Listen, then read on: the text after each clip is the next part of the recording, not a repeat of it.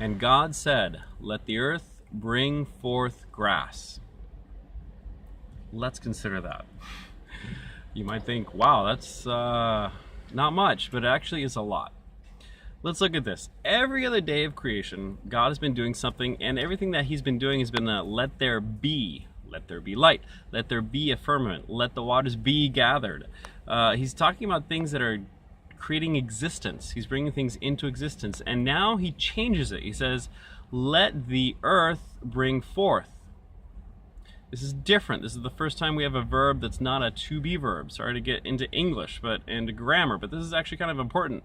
He says, let the earth bring forth. He's giving a command to something that is created for that something to actually do something. So for that something to accomplish an objective. This may seem weird, but this is actually how God normally works. You're going to see very, very, very few cases after Genesis 1 where God does action directly. And it bothers us because we want to believe in the superhero God that can do everything, period. He says, oh, I want this to happen, and it's just going to happen, period, because God said so, and that's how it is. But that is not how God typically works. God is going to give a command to something or to someone for an explicit purpose, for an explicit reason, and for an explicit outcome. Or sometimes he doesn't even say what the outcome is. He just gives a very basic command. And then as that element, as that something or someone begins to fulfill the command, it all becomes clearer. This is very radical. I grew up always thinking and praying, asking God to just do things. God, would you heal this person? God, would you do this? God, would you make this happen? And that isn't really how God makes things work. I think the more we look at this and the more we understand this, this can really influence how we view God and how God views us. Later on, God is going to give us, humanity, a certain set of commandments as well. And they all grow and continue to grow as we go through. But there are some basic ones. But he's also given commandments to nature. In this case, is the first commandment he's given to his creation to do something. He's giving a commandment to the earth to bring forth grass and trees. And we'll get into that in a second.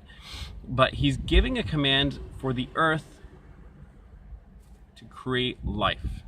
Now, I don't want to get into a debate about creationism versus evolution just yet. We'll touch on that later. But I think it's very important to realize God didn't say, let there be trees, let there be grass. No, he gave a command to the earth. He gave something that was different. Instead of just saying, I'm going to make the trees. No, he charged earth, you are in charge now of making grass and trees. You're in charge of making plants. You're in charge of taking care of these things, creating them, and bringing them forth. Which is very, very, very different than what we always want it to be with God. So, all this to say, we're going to see from here on out, like I said, God is going to use what I call elements. Whenever God wants something to be done, he's going to use an element out of his creation in order that what he wants to occur happens. Sometimes the elements comply, sometimes they don't. Most of the times they don't. It's one of us. Like me, or like you, or anybody. We don't comply with what God wants done, and so there are consequences to that. We'll talk about what those consequences are. Sadly, it's something that's typically not good for us, but it's not a direct punishment. It's just we're getting out of what God has originally desired, what his good desires are for us, because he's trying to bring life and life in abundance. We'll see this all throughout creation as well.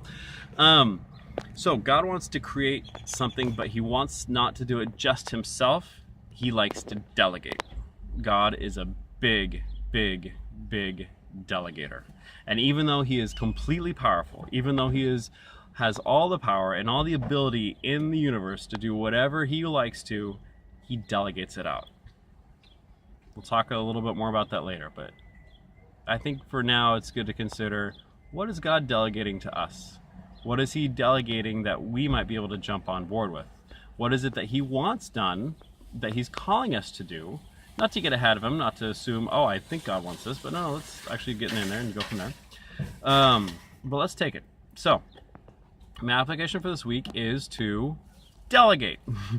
I want to imitate what God's doing. I want to delegate some things off to some people, and then help to encourage them and give them the abilities and everything they need in order to do that. Obviously, I think when God delegates, he's well aware of what the abilities and what the capabilities are of the element he's delegating to. And many times he likes to use elements that are really not capable for the job, but he gives the strength to the element in order to occur. So my application for this week is to delegate. At work we have a new kid who's starting to work for us, and there's some things I want him to learn to do, and guess what, on Monday I'm going to be delegating them. If we can get out, we work outside, so if it's not raining, but at some point this next week I'm going to be delegating some responsibilities to this kid, and I want to see if he can actually do it. So instead of being a total control freak like I tend to be, I want to delegate it and see how he does. So that's going to be my application for this week. I hope you've enjoyed this video. Tell me what your application is going to be, how it goes, and tell me how you can be an element used by God and how you can also delegate and take God's example. Many blessings to you all.